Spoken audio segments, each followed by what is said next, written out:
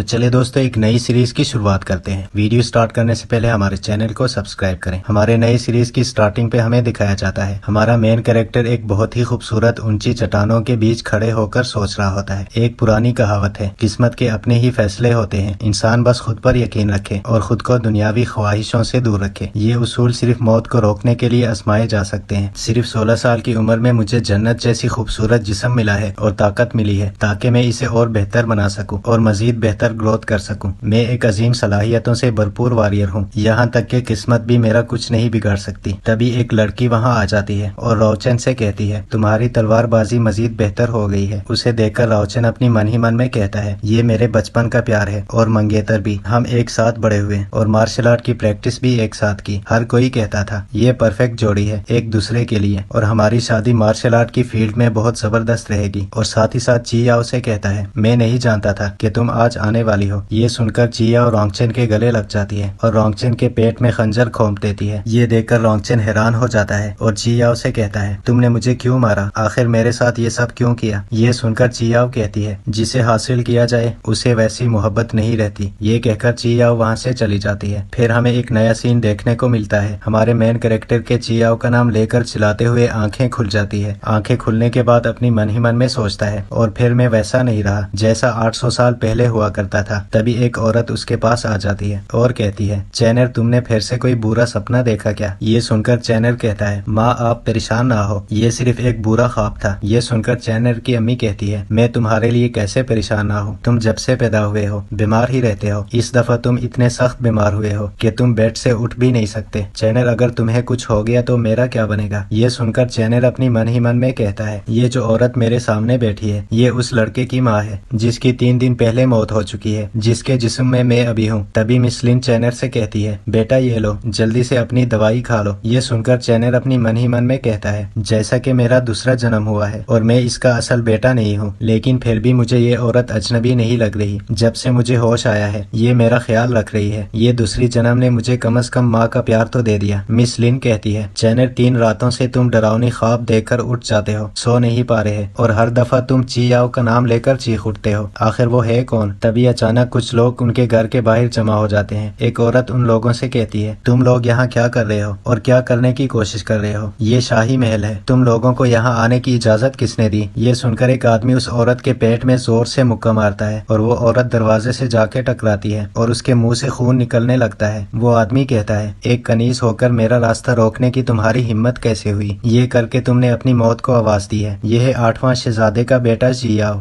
तभी मिस लिन दरवाजा खोलकर बाहर आती है और उस औरत से कहती है, तुम्हारी ये हालत किसने की। और साथ ही साथ उस आदमी से कहती है, प्रिंस ये जेड प्लेस है, तुम्हें यहाँ यूं बिना बताए आने की इजाजत नहीं है। ये सुनकर प्रिंस कहता है, मालिका का हुक्म है कि आप लोग साइड हॉल में चले जाएं, ये जगह अब मेरी माँ की है। ये सुनकर मिस लिन कहती है, अगर मालिका चाहती है कि हम लोग ये छोड़कर चले जाएं तो ठीक है, मैं और चैनर कल यहाँ से चले जाएंगे। ये सुनकर प्रिंस कहता है, ठहरो, मेरी माँ चाहती है कि हम आज रात ही यहाँ शिफ्ट हो जाएं, तुम लोग अभी यहाँ से निकलो। ये सुनकर मिस लिन कहती है, शहजादे तुम जानते हो तुम्हारा भाई बहुत कमजोर है और बीमार है और बाहर बहुत ठंड है, अगर उसे कुछ हो गया तो। ये सुनकर प्रिंस कहता है, दुनिया में बहुत से लोग मोहताज है, सड़कों पर रहते हैं, लेकिन सबकी मदद तो नहीं की जा सकती ना। अगर वो इतना कमजोर है तो उसे जिंदा रखने का क्या मकसद है। ये सुनकर मिस लिन गुस्से से कहती है, वो तुम्हारा भाई है, तुम ऐसे कैसे कह सकते हो। तभी चैनल बाहर आ जाता है और मिस लिन से कहता है, इनके सामने गिड़गिड़ाओ मत, हम आज ही यहाँ से चले जाएंगे। ये सुनकर मिस लिन कहती है, चैनल तुम क्यों उठे हो, बाहर बहुत सर्दी है, चलो वापस अंदर जाओ। ये सुनकर चैनल कहता है, माँ हम एक दिन यहाँ जरूर आएंगे, लेकिन फिलहाल किसी से भीख मांगने की जरूरत नहीं है। ये कहकर चैनल अपनी माँ को लेकर वहाँ से जाने लगता है और अपनी मन ही मन में सोचता है, किस्मत के अपने ही फैसले होते हैं, इंसान बस खुद पे यकीन रखे और खुद को दुनियावी ख्वाहिशों से दूर रखे। मेरे पिछले जन्म में कभी ऐसा मुश्किल वक्त नहीं आया था मुझ पर। ये कहना गलत नहीं होगा कि मिस लिन अपनी सारी पावर खो चुकी है। ये बहुत मुश्किल होगा यनवू प्रिंस के महल में दोबारा अपनी जगह हासिल करना। इस जालिम दुनिया में सिर्फ ताकतवर ही रह सकता है और कमजोर जो लड़ नहीं सकता वो खुद को मौत के चादर में ही पा सकता है। फिर हमें एक नया सीन दिखाया जाता है। चैनर अपनी माँ से कहता है, माँ कल इबादत की रात है ना, मैं जरूर कल खुदा का कर्ब हासिल करूंगा और वॉरियर बन जाऊंगा और खुद को साबित करूंगा कि मैं कमजोर नहीं। ये सुनकर मिस लिन अपनी मन ही मन में सोचती है, एक मुकद्दस निशान खुदा की तरफ से इंसानों को बख्शा जाता है ताकि वो मार्शल आर्ट की प्रैक्टिस कर सके और वो लोग जो मुकद्दस निशान को खोल नहीं पाते वो कभी भी अपनी पोशीदा ताकत की ग्रोथ नहीं कर पाते, जमीन और जन्नत में कभी भी माहिर नहीं बन पाते। 8वां प्रिंस ने 10 साल की उम्र में मुकद्दस निशान को पा लिया था। अब वो एडवांस स्टेज का वॉरियर है। जेनर अभी 16 साल का है, लेकिन इसका मुकद्दस निशान अभी तक नहीं आया। 16 साल के बाद तो बहुत मुश्किल होता है इस मुकद्दस निशान को हासिल करना। लोग इस उम्र के बाद अपनी खास ताकत को खो देते हैं और ज्यादा कुछ हासिल नहीं कर पाते। और साथ ही साथ जेनर से कहती है, तुम्हारी माँ को तुम पर पूरा यकीन है। वैसे ये बताओ, ये जी याओ कौन है जिसका नाम तुम ख्वाब में लेते हो? ये सुनकर जेनर कहता है, माँ ऐसा कुछ नहीं है, आपको सुनने में गलती लगी होगी। ये सुनकर मिसलिन कहती है, अच्छी बात है, फिर ये लफ्ज दोबारा मत दोहराना। ख्वाब में भी नहीं, क्योंकि ये एक मालका का नाम है जिसने 9 सल्तनतों को इकट्ठा करके एक सल्तनत बनाई है। सुना है ये मालका बहुत बेरहम है, अगर किसी ने तुम्हारे मुंह से ये सुन लिया तो तुम्हें मार डालेंगे। ये सुनकर जेनर कहता है, माँ आप परेशान मत हो, ऐसा दोबारा नहीं होगा। तो चले दोस्तों, आज की वीडियो हम यहीं पे खत्म करते हैं। अगर वीडियो पसंद आए तो प्लीज चैनल को सब्सक्राइब करें और वीडियो को लाइक और शेयर करें।